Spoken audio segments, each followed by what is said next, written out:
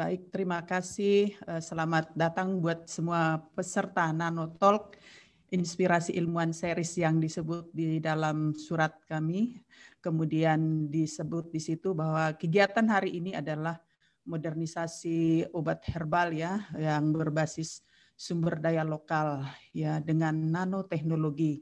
Ini yang disampaikan, tapi judul buat saya hari ini adalah pemanfaatan pengolahan tumbuhan herbal menggunakan pendekatan nanoteknologi.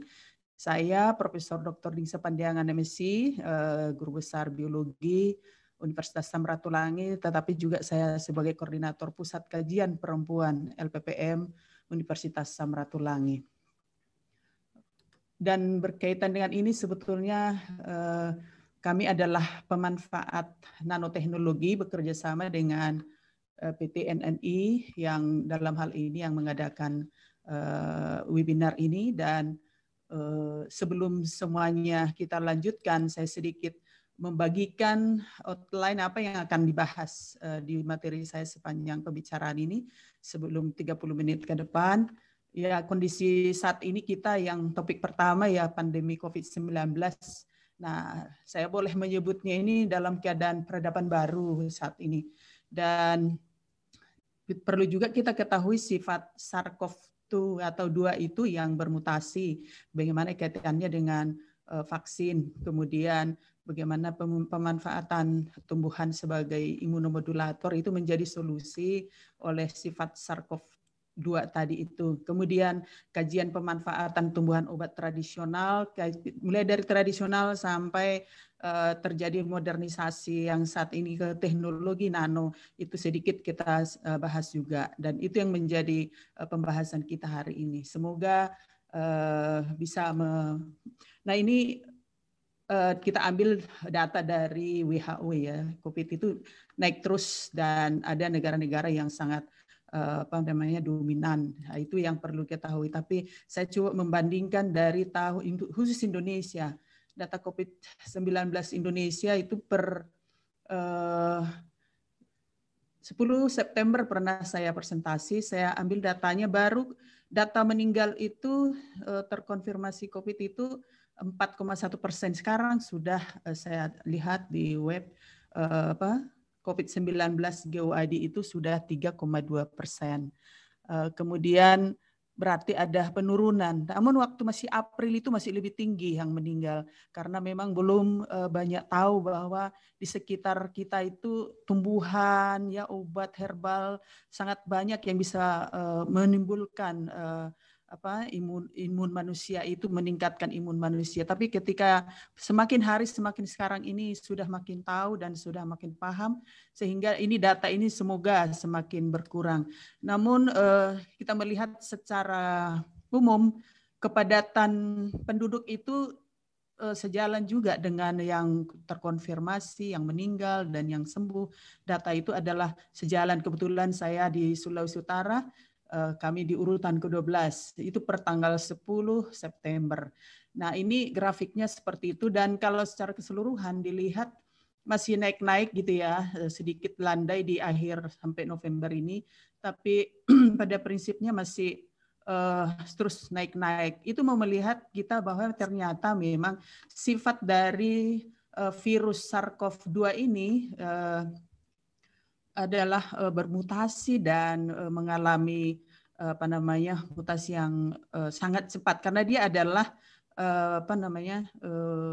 virus yang RNA gitu ya. Terutama di bagian yang bermutasi itu ada di reseptor AC2 ini pada sel manusia bisa menginfeksi itu, dan di situ yang melakukan yang ini yang menempel bagian mahkota reseptor AC-nya di sekitar di kalau kelihatan di gambar saya.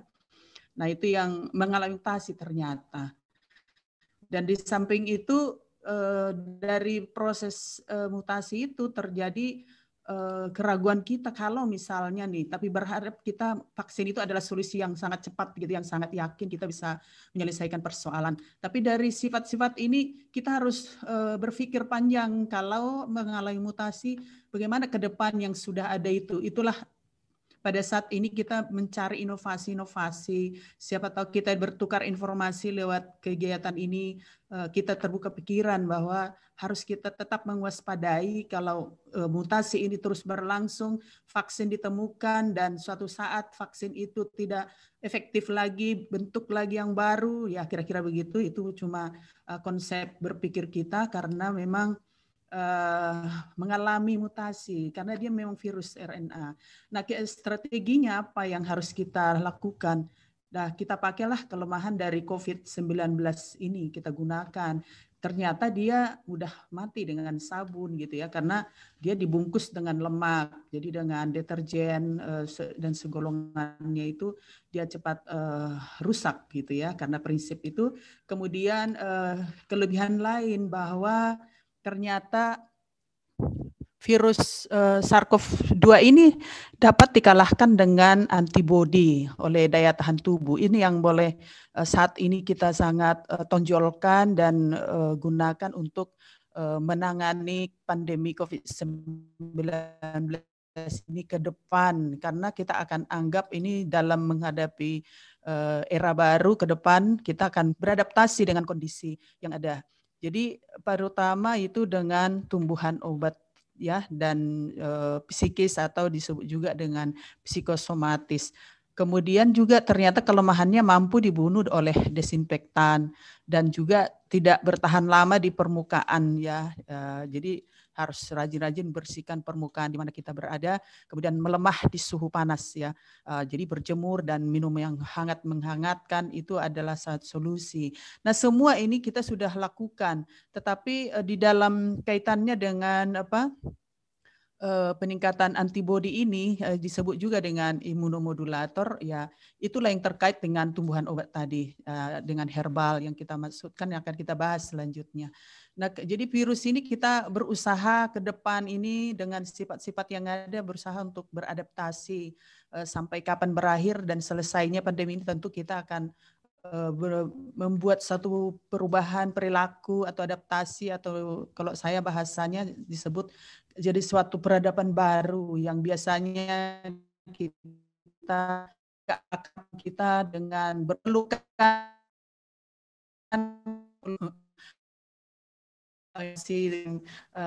SARS-CoV-2 gitu ya. Jadi kalau sekarang ini justru sebaliknya ya. Jadi hanya dengan tunduk kepala bersalaman ya, dari jauh tidak bersentuhan. Nah, itu jadi suatu kondisi-kondisi yang baru. Nah, kemudian kami sempat membuat satu kajian gitu ya, perubahan-perubahan mutasi itu ternyata terus meningkat sampai saat ini, semakin banyak varian dari SARS-CoV-2 itu gitu ya. Jadi kita mau memanfaatkan kekayaan alam kita. Kita kaya, Indonesia itu kaya dengan kekayaan alam, terutama alam hayati, tumbuhan ya, tumbuhan obat dalam kaitannya dengan topik saya pada saat ini. Di sekitar kita sangat banyak, dan untuk kita mampu bersaing ya kita lakukan modernisasi supaya mampu bersaing secara global. Kita nggak akan tergantung dengan luar dengan memanfaatkan sumber daya kita yang ada sampai saat ini. Ini yang boleh saya simpulkan dari beberapa penelusuran sampai di April tahun ini. Kemudian ada juga teman-teman peneliti yang lain dari ini laporan dari Ristek BRIN kita ambil bahwa ada mutasi juga di SARS-CoV-2 ini, dan mutasinya itu menimbulkan infeksi yang lebih tinggi. Itu yang perlu kita ketahui supaya kita mengupayakan memperdayakan lebih lagi imun kita, meningkatkan imun, dan kaitannya dengan ini dari UGM juga, mereka melakukan kajian, mengidentifikasi melalui sequencing, ternyata ada juga mutasi D614G ini, ternyata dia mampu meningkatkan infeksi 10 kali lebih besar ya. Dan itu disampaikan secara di Ristek BRIN juga saya ambil dari sana. Kemudian hal itu bisa kita atasi dengan tentunya memanfaatkan tumbuhan obat yang ada di sekitar kita. Itu menjadi solusi, pemanfaatan sumber daya kita yang kaya tumbuhan obat. Menurut saya ini yang jadi solusi di sekitar kita gitu. Nah, mengapa ini satu penting itu tumbuhan yang berkaitan dengan pandemi COVID-19 ini juga bahwa ya karena paling banyak di Indonesia ini nggak tanggung-tanggung kita meragukannya, kemudian mampu kita kontrol gitu ya, karena mengikuti keinginan kita kemana kita mau pindahkan dia ikut. Beda dengan kalau hewan atau hal-hal lain yang bergerak sendiri gitu ya. Jadi jangan sampai merepotkan kita. Oleh ini tidak membuat kita stres, membuat kita menjadi happy gitu ya. Terus hanya tumbuhan itu sendiri yang berperan sebagai produsen pada rantai makanan dalam kehidupan ataupun dalam ekosistem. Kemudian kehidupan lainnya itu juga akan bersaing dengan manusia gitu ya. Misalkan dekomposer hewan dan sebagainya. Kalau tumbuhan ini juga penghasil oksigen, itu yang menjadi kalau kita nanti pergi di kebun, di hutan-hutan atau dekat taman-taman, kok enak ya gitu rasanya, kok nyaman gitu ya, kok sembuh. Kalau ada teman-teman peneliti lain menemukan namanya forest healing dan sebagainya, bukan karena pandangan semata-mata, tapi memang oksigen di situ daerah itu adalah tinggi. Kalau oksigennya tinggi, respirasi itu pernapasan kita itu berjalan dengan baik, metabolisme dalam tubuh itu terjadi oksidasi yang sempurna. Sehingga nanti CO2-nya keluar gitu. Kalau tidak sempurna nanti keluar asam laktat gitu ya. Ini yang membuat orang pegel-pegel. Kenapa orang kena SARS-CoV-2 itu kok pegel-pegel ciri-cirinya gitu ya. Kaitannya dengan seperti itu gitu. Jadi tidak terjadi oksidasi yang sempurna sehingga terjadi penumpukan asam laktat di dalam tubuh.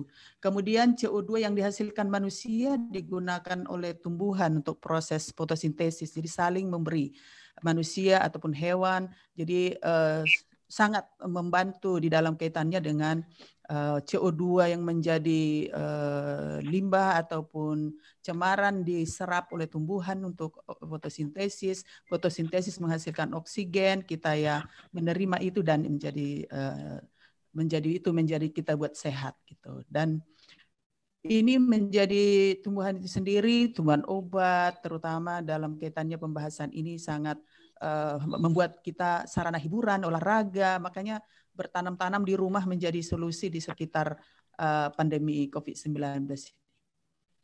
Nah, terutama obat tradisional sudah banyak diteliti di Indonesia, paling kaya itu, paling banyak dan sudah banyak dilaporkan begitu ya. Kemudian bagaimana pemanfaatan itu sebagai imunomodulator, yaitu yang mulai dari sini saya singgung, kemudian nanti masuk ke nanoteknologi.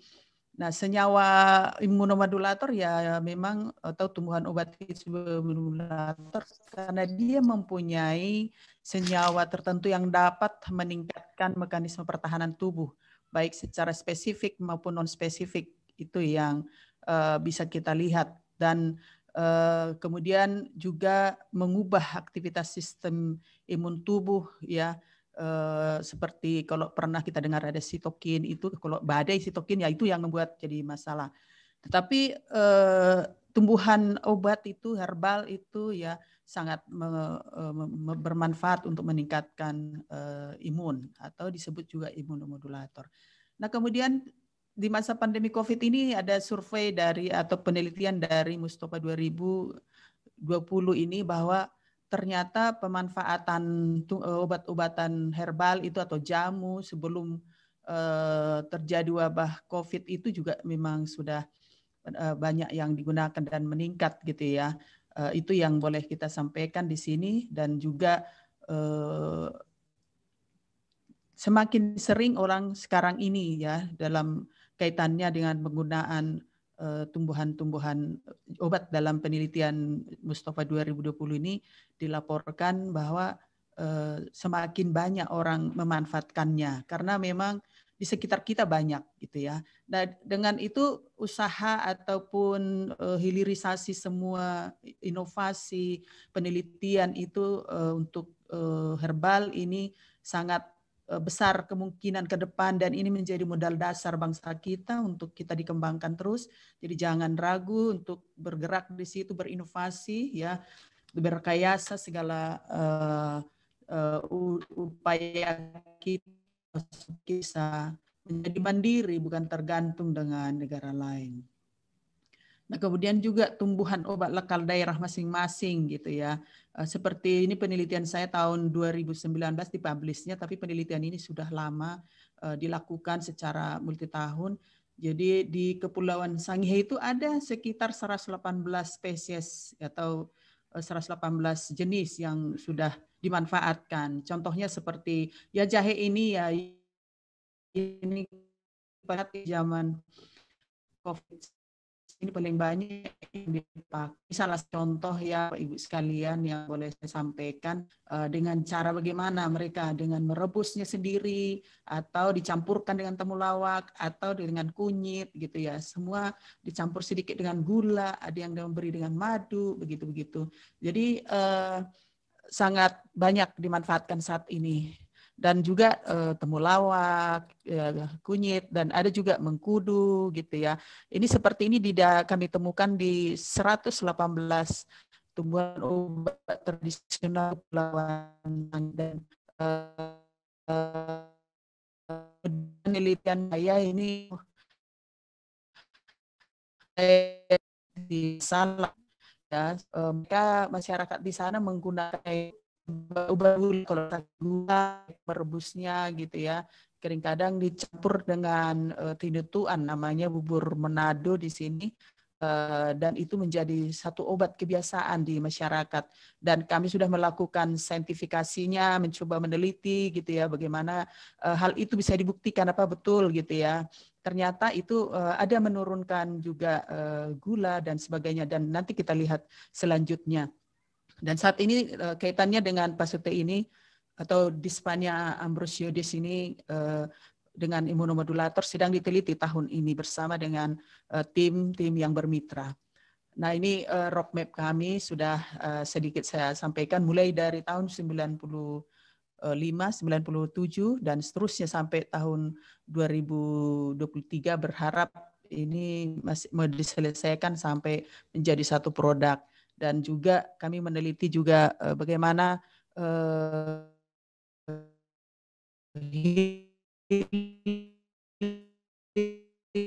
satu teh yang mendapat izin dan nah kemudian bagaimana kami mengkombinasikan dari beberapa tanaman obat tadi itu ternyata juga punya dampak yang berbeda dengan tidak dikombinasikan dengan sendiri gitu ya. Jadi ada sudah kami publikasi bagaimana efek kombinasi dan tidak dikombinasikan. Ternyata ada perbedaan ya. Ini secara belum di nano. Nah sekarang ini kita sedang meneliti imunomodulator dengan teknologi nano. Kami manfaatkan mulai dari gedi, pasute, ada dicampur gambir, ada dengan kecombrang kalau di tempat lain atau kencung kalau dari ini karena kita pakai bunganya ya kecombrangnya dan ini sekarang sedang digodok ya dalam kaitannya dengan teknologi nano dan diuji masih dalam menggunakan tikus percobaan.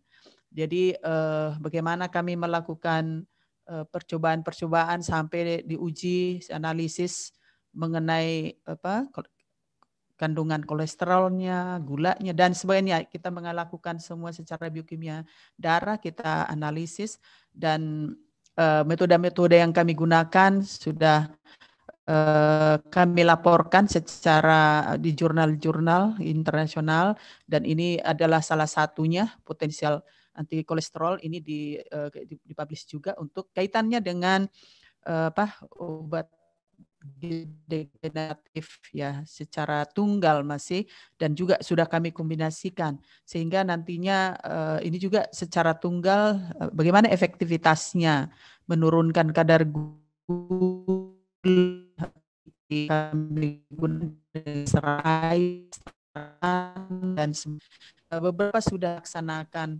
penelitian dan ini salah satu data bagaimana trennya bagaimana kolesterol itu menurun dikombinasi kalau dia tunggal pasute saja ini simbol-simbol kalau tapak darah kemudian kalau kombinasi ketiganya ternyata dia mampu menurunkan sampai 46,25 desi kandungan miligram per desiliter, maaf. Kemudian ini yang kami dapatkan salah satu contoh yang kami tayangkan di sini. Demikian cara kami melakukan penelitian ini. Kemudian kita lihat seberapa besar sih penurunannya. Nah ternyata kalau kombinasi seperti ini ada 3 tumbuhan obat itu yang kami kombinasikan, berbeda dengan ketika dia sendiri-sendiri gitu ya. Meskipun ada yang 2 juga menurunkan lumayan gitu ya. Tapi lebih besar itu adalah ketika dia bertiga, berempat, dan itu kami teliti, dan dengan kerjasama dengan PT NNI itu kami coba beberapa tanaman yang dikombinasikan. Ini beberapa contoh hasil-hasil nano sudah kami ukur antioksidannya, kemudian ini hasil-hasil yang tahun 2019, kemudian bagaimana pengolahannya itu awalnya cuman di dalam dikeringkan begitu. Kami beli seperti ini simplicianya gitu ya.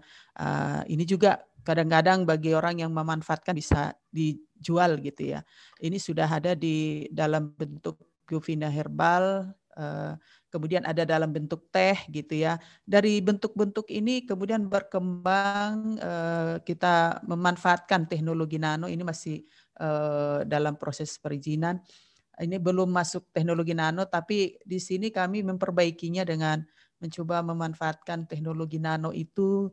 Nah, kalau yang mengetahui bagaimana teknologinya itu dilakukan, kami tidak membahas itu sebab kami hanya pemanfaat teknologi itu. Dan ketika kita uji ya sedang proses sekarang ini, hasilnya kami belum bisa publish karena memang dalam proses, tetapi kami melihat secara kasat mata kelarutannya sangat baik. Saya yakin itu sangat baik untuk penyerapan dan sebagainya gitu ya.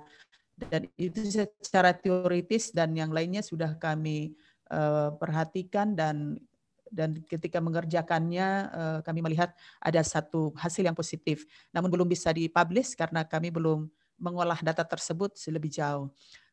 Ini kami kerjasama bermitra dengan teknologi nano, kaitannya dengan tumbuhan herbal kami atau tumbuhan obat atau yang sudah kami uji dengan mix atau dengan tunggal-tunggal atau sudah dalam bentuk serbuk dalam kapsul ya, kami coba kerjasama dengan pola kerjasama seperti ini. Jadi kami ada dengan Unibrau, dengan PT NNI atas juga dengan Biovina Herbal dan Universitas Samratulangi sebagai PIC-nya. Dan kemudian ini salah satu sekarang ini sudah dicoba produknya Biovina Mix Nano kami menyebutnya, tapi masih sedang digodok dalam hasil yang terakhir. Dan ada juga yang nano yang lain, model-model yang lain, itu yang boleh kami sampaikan. Itu dulu mungkin pengalaman kami bersharing pada saat ini.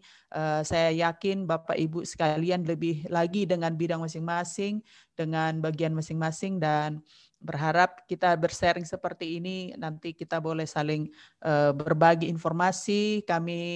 Bukannya kami yang lebih baik dari Bapak Ibu Anda semua, tetapi karena memang kami membagikan pengalaman yang kami manfaatkan teknologi nano di dalam kaitannya dengan herbal yang kami coba sudah produksi. Demikian dari saya, Mbak Wafa. Kiranya Tuhan memberkati kita semua.